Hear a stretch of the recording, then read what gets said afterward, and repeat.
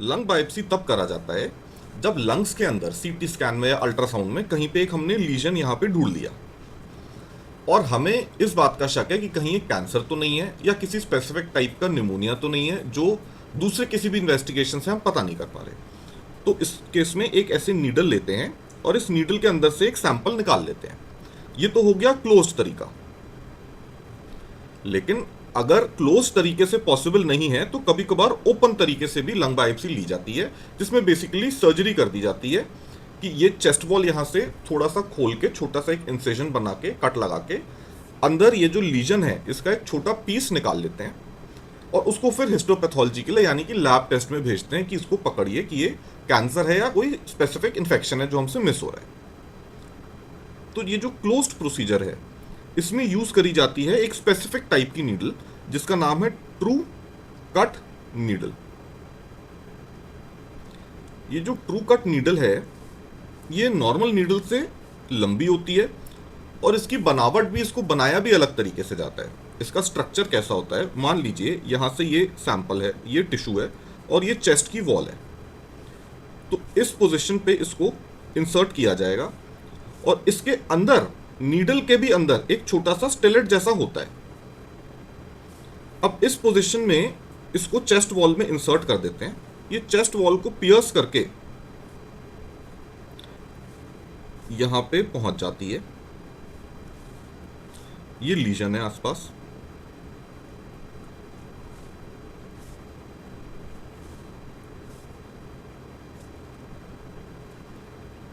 और अंदर का जो स्टेलेट है इसको अब बाहर पुश कर देते हैं। इस स्टेज पे इसको बाहर पुश कर देते हैं तो ये बाहर पुश किया जाता है। तो अब ये जो भी लीजन था ये इसके अंदर बेसिकली थोड़ा सा फंस जाता है क्योंकि नीडल तो अब लीजन के अंदर है, मतलब ये जो भी एबनॉर्मल ग्रोथ थी इसके अंदर आ गया। और फिर इस रेड वाले जो अंदर क्या ये स्टेलेट है इसको वापस नीडल के अंदर पुल कर लिया जाता है। मतलब ये चेस्ट वॉल है, ये ऐसी नीडल है और ये अंदर का स्टेलेट हो गया। और इसको जब वापस अंदर पुल कर लेते हैं तो ये थोड़ा सा सैंपल ये वापस अंदर पुल कर लिया तो ये थोड़ा सा सैंपल इसमें यहाँ पे आके फंस जाता है और फिर इस नीडल को पूरे को बाहर हम पुल कर लेते हैं। तो ये बहुत ही स्पेसिफिक नीडल है जो कि खाली लंग बायोप्सी के लिए यूज करी जाती है, ट्रू कट नीडल। ये एक इंपॉर्टेंट क्वेश्चन है कॉम्पिटिटिव एग्जाम्स के लिए। अब हम वापस अपने मेन टॉपिक पे आ जाते हैं, लंग बायोप्सी। तो लंग बायोप्सी में ट्रू कट नीडल यूज करी जाती है। ये नीडल इंसर्ट करने के पहले नर्सिंग केयर के बारे में हमें क्या क्या पता होना चाहिए। पहले तो इसमें लोकल एनेस्थीसिया देते हैं, फिर अल्ट्रासाउंड या सीटी गाइडेड भी इसको किया जाता है। कभी कभार अल्ट्रासाउंड या सीटी गाइडेड की जरूरत नहीं होती है तो उस केस में क्या करते हैं, अल्ट्रासाउंड से यहां पे प्रोब लगा के मार्क कर देते हैं, ऐसा क्रॉस बना के भेजते हैं रेडियोलॉजिस्ट यानी कि अल्ट्रासाउंड वाले डॉक्टर कि यहां पे नीडल इंसर्ट करोगे तो ये काफी सुपरफिशियली है, डायरेक्ट आप सीधा लीजन में चले जाओगे। ये भी मार्क कर देते हैं कि 1 या 2 या 3 सेंटीमीटर कितना अंदर है चेस्ट वॉल से। तो ये जो नीडल है इस पे ये जो इतने सारे मार्किंग्स हैं इसमें हमें पता चल जाता है हमें इतना अंदर इंसर्ट करके ये सैंपल लेना है। जब अल्ट्रासाउंड गाइडेड होता है तो अल्ट्रासाउंड की प्रोब ऐसी लगी रहती है। अल्ट्रासाउंड की प्रोब के साथ हम यहाँ पे अल्ट्रासाउंड में देखते रहते हैं कि ग्रोथ कब दिख रही है और जैसी ग्रोथ दिखती है तो हम नीडल इंसर्ट कर देते हैं। सेम चीज हम सीटी गाइडेड भी कर सकते हैं।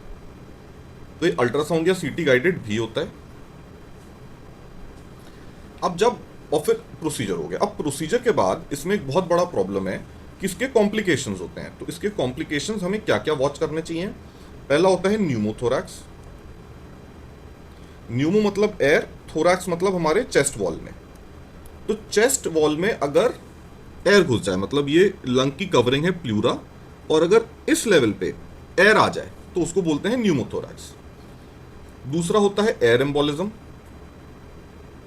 एयर एम्बोलिज्म मतलब हमारी ब्लड वेसल के अंदर इतनी बड़ी नीडल डाली है तो ब्लड वेसल के अंदर कभी कभार एयर चली जाती है और वो बॉडी में कहीं पे भी जाके क्लॉट के जैसा काम करती है। मतलब अगर हार्ट में रुक गया तो हार्ट अटैक आ जाएगा, पल्मोनरी आर्टरी में चला गया तो पल्मोनरी एम्बोलिज्म हो गया, ब्रेन में चला गया तो ब्रेन एम्बोलिज्म हो गया, और इसमें डेथ भी हो सकती है।